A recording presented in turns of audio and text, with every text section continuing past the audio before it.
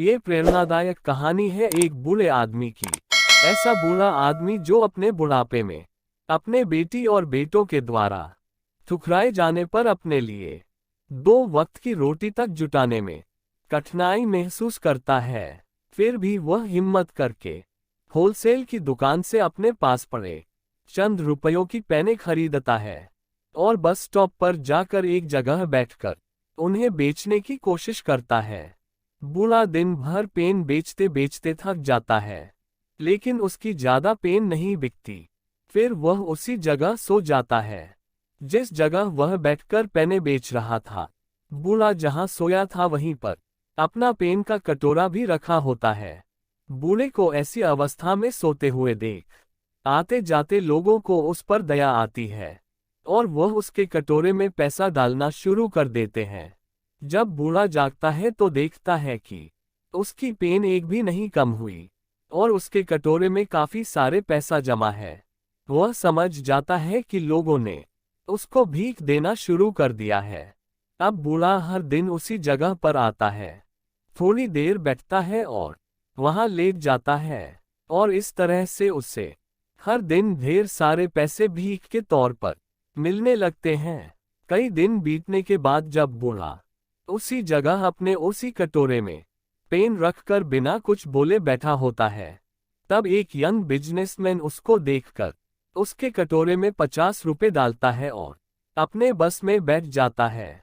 कुछ सेकंड बाद उस बिजनेसमैन को क्या सूझता है पता नहीं कि वह बस से नीचे उतरता है, उस बूढ़े के पास आता है, उस कटोरे से कुछ पेन उठाता है और उससे कहता है कि इस पेन की कुछ कीमत है और मैं आपको कीमत देकर यह पेन ले रहा हूं।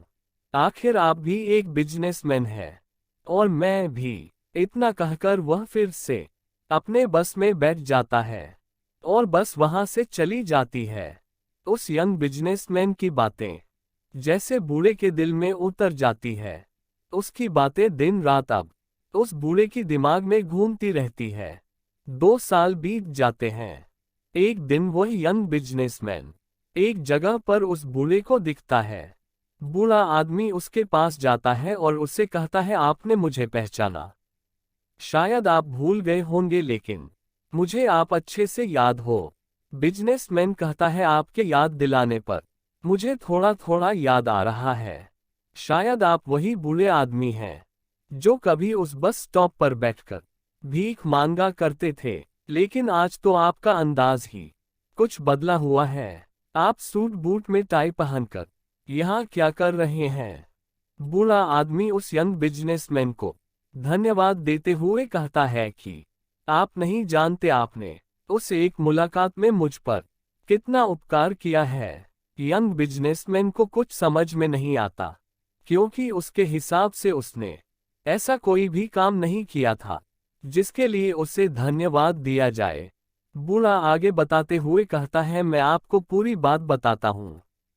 उस दिन जब आपने मुझ पर दया ना दिखाते हुए अपने पैसों के बदले मेरे कटोरे से पेन उठाए और जो शब्द आपने मुझसे कहे कि पेन की भी कीमत है और आपकी तरह मैं भी एक व्यापारी हूँ, इन शब्दों ने मेरे दिल दिमाग पर आंदोलन कर दिया।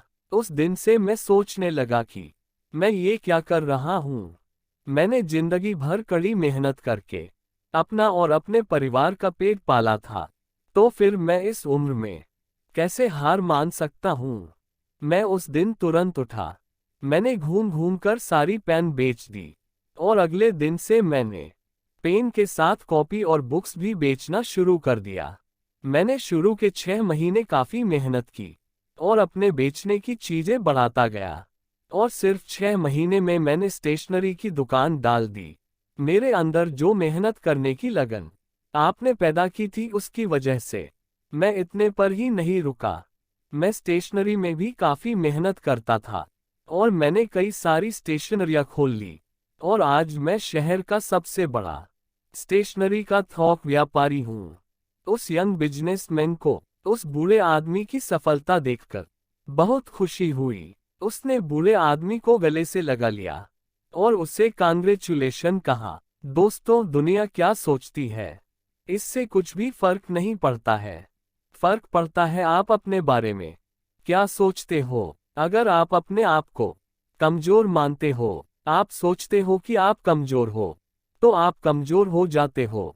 अगर आप अपने आप को ताकतवर और सक्षम मानते हो तो आपको सक्षम होने से, सफल होने से दुनिया की कोई भी ताकत नहीं रोक पाती है। दोस्तों, छोटी सी यह प्रेरणादायक कहानी हमें ये छोटा सा लेकिन बहुत महत्वपूर्ण पाठ पढ़ा कर जा रही है कि सोच बदलो तो दुनिया बदल जाएगी। दोस्तों, आपको ये कहानी कैसी लगी? अच्छी लगी तो वीडियो को लाइक, शेयर और चैनल को सब्सक्राइब कर दीजिए।